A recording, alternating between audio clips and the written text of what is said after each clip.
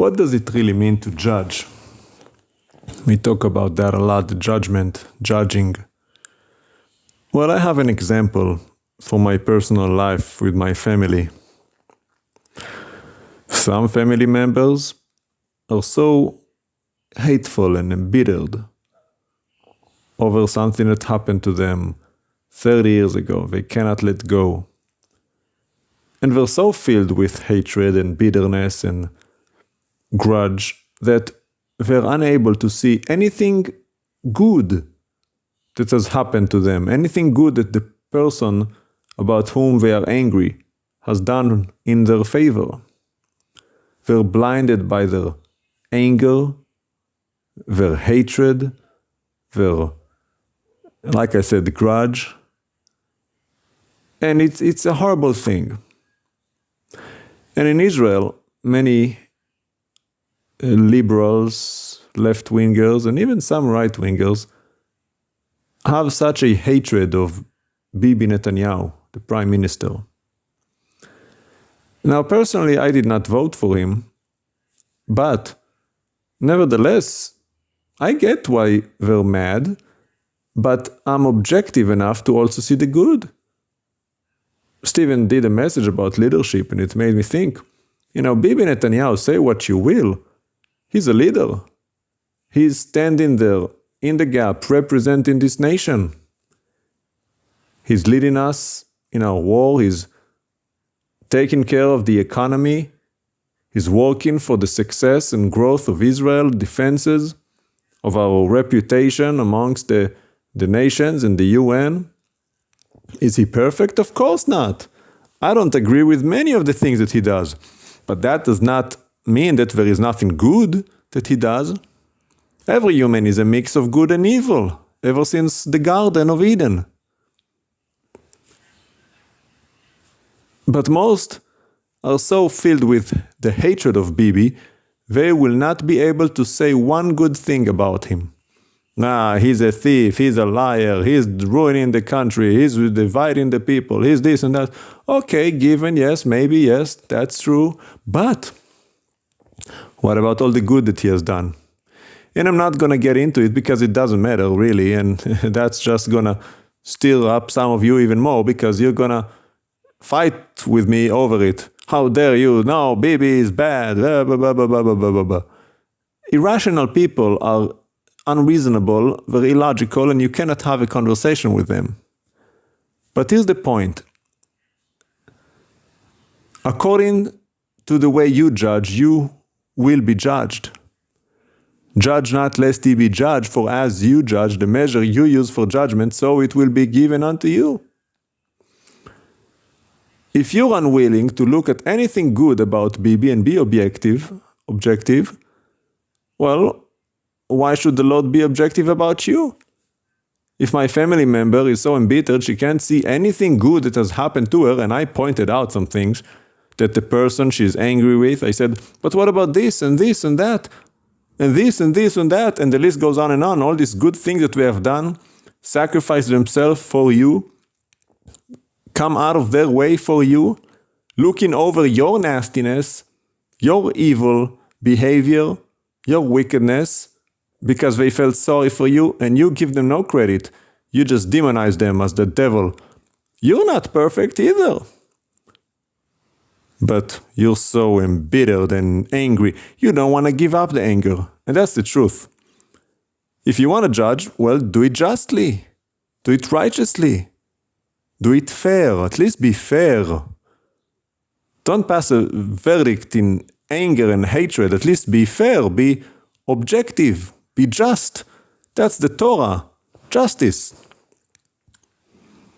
And the Lord said it, do not discriminate the rich or the poor. Judge rightfully. Do justice. Don't let your emotions and your personal bias get in the way. You can be angry at somebody, but that does not cancel out all the good that they have done. And I'm not saying that they are completely vindicated. I'm just saying, well, be just. Take everything into account. Do not cut the head of the person too quick, because the good might outdo the bad. I mean, look at Oskar Schindler, right? There's a lot of bad you can say about him. He was a drunkard, he was a womanizer, he was doing all kind of stuff.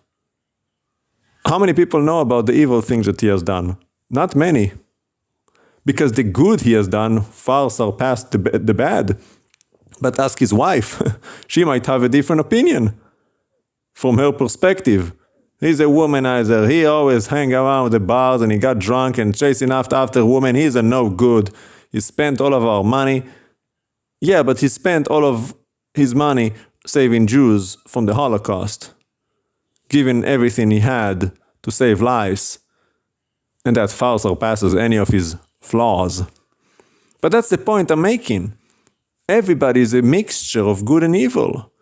So when you judge justly, for as you judge, so it will be given unto you. If you're so unfair, so disenchanted, subjective, according to your own feelings and emotions, that you're willing to pervert justice and throw people under the bus because you do not want to give up your anger, you don't want to be reasonable, well, then so shall be given unto you.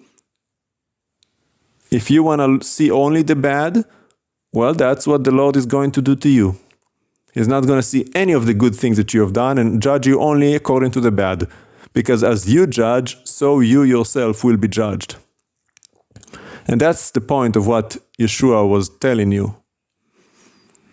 He didn't say, do not judge. He said, judge with justice. In the measure you judge, it will be given unto you. And now the better way to judge, like I said, judge always for the benefit of the doubt and the good of others. Because we all are flawed. And that's the whole point of mercy and grace. Blessed are the merciful, they will be given mercy. Somebody did you wrong. Why not be wronged? So they took some money that didn't belong to them. So what? Why not be wronged? Why don't you give people the benefit of the doubt? Doesn't mean you let them walk all over you, but turn the other cheek. He didn't turn 10 other cheeks. Right? You don't let people continually walk over you. If it's a continual behavior, yeah, put your foot down and confront them. But, don't always look for things for confrontation. Yeah, people do all kinds of wrong things. That person that she was complaining about did me wrong too. I let it go. And she couldn't understand. How could you forgive him? How could you just let... Well, not because of him, because of me. I give grace because I choose to give grace. Because it's not worth it to me to hold down the grudge and be bitter and resentful and keep saying, whoa, this is what they've done to me. This is what... Who cares? I'm a grown man. Why should I punish myself and carry all of this anger for generations over something that somebody did to me? I don't have any time for that. I'd rather forgive and forget. This is what God does. He said, I forgive your sin and forget your sins. I don't know what you're talking about. He cast our sin to the depth of the sea of forgetfulness. He doesn't remember your sin. As soon as you repent, it's over.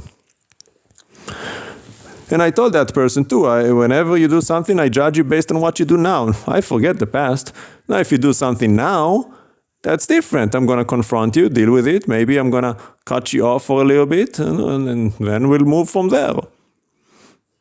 I've done that many times. It's like block somebody for a week or two because they step out of line, they do something they shouldn't do.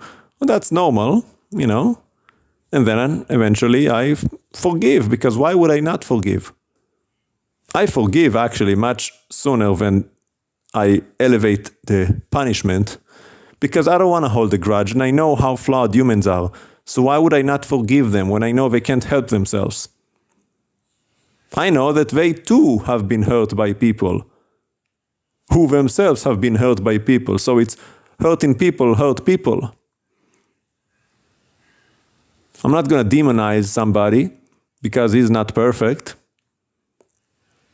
And therefore the Lord is not going to demonize me for me not being perfect, because I give grace. Therefore I myself am given grace. The parable of the servant. I have been forgiven for a lot. Should I not forgive for a little? The thing that is done to me, that has been done to me, it's nothing compared to the things I've done. My sins against God. Why would I not forgive? That's the judgment. According to the way you judge, it will be given unto you. And I always let these people know why I do what I do, or else how would they know? If you don't tell them, they'll think it's because of them. No, I forgive you, but not because of you. I forgive you because of God. And I give God the glory so that they know it is because of the Lord that they get this mercy and this grace, not because of themselves. To put the shame on them and the fear of God on them, that they will give glory to the Father in heaven, who established such just laws and rulings to give grace and mercy unto men. I'm not such a good person. I'm not so nice and so kind. No, I'm obedient. It is the Lord who is kind and gracious and loving. And it is He who always looks for the good in people. He does not delight in wickedness, but in righteousness. Therefore, He always looks for the good in people. That's the whole point of having an intercessor. He established it. He's the one that came up with atonement to cover up the evil so that he doesn't have to look at it, so that he can focus on the good. But if you're so angry and bitter, you cannot see the good in the people that you're angry with, something's awfully wrong with you. And you better get yourself right or you're going to get your butt kicked. And I mean it. I know you've been hurt. I know you're sad. I know you're traumatized. I know you probably had some therapy and taken some psychotropic drugs to help your brain. Whatever. That's no excuse. Especially if you're a grown man or a grown woman. It's time you man up or woman up. Take responsibility and start being righteous yourself. Look things objectively and realize you're not all that. You're guilty yourself, and unless you're willing to forgive others, you yourself will not be forgiven. And that's what Yeshua meant when he says, "Judge not lest ye be judged, for as you judge, you yourself will be judged." Don't take it out of context.